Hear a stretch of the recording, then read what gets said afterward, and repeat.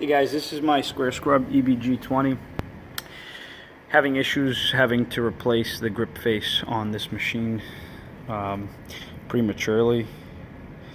It's not lasting as long as I would like it to. So I wanted to show you guys this entire exhaustive process to be able to actually replace the grip face.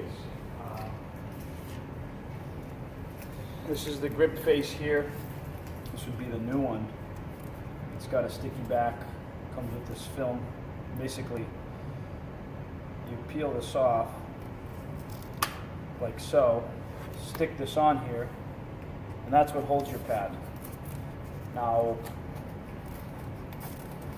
being that the Square Scrub is still new to us, we've had it for less than a year, and being used to the side-by-sides, 175s that we use, the swing arms, we're used to a locking mechanism on a pad drive.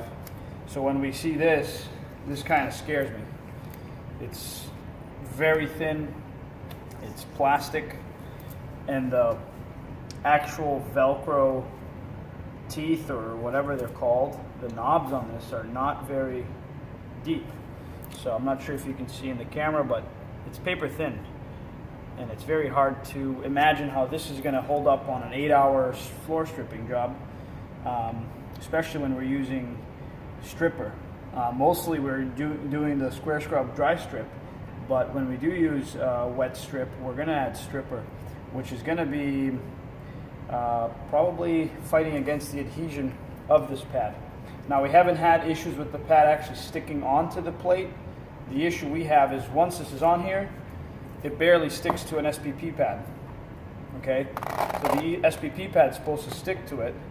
However, with a few hours of use, these Velcro strips tend to dissolve, and as they dissolve and decrease in friction or grip, this doesn't stick as good.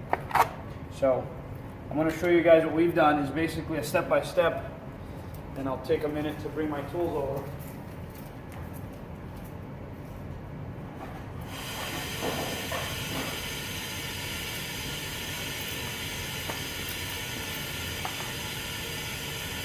We've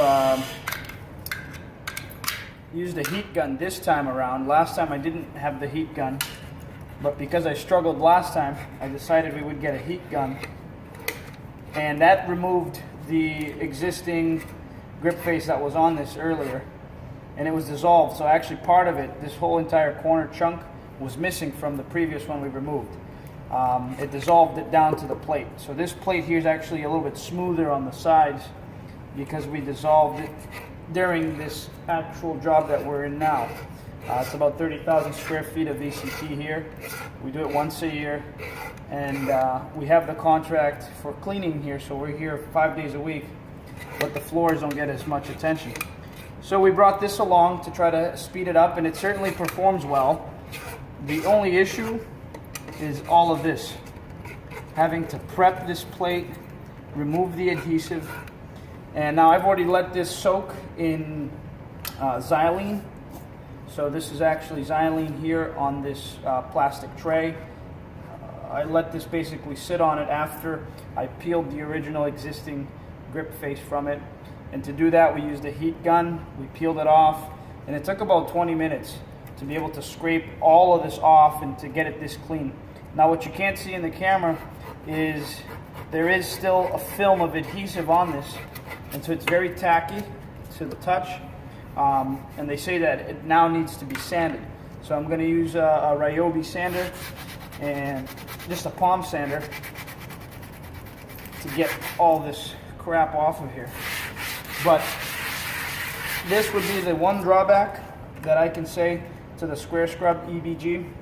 Hopefully, I know that they're working on this. We've called their regional salespeople, and they're supposed to meet with me to help figure out what's going on, but we're now waiting for a better solution, and we're thinking of our own solutions for it. I'm thinking of taking it to this metal fabrication shop and have them weld something that would grip a different material on here, such as the office chair mat protectors.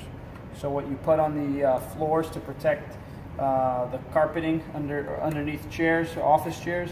That similar product is sold at Home Depot in long strips and sizes.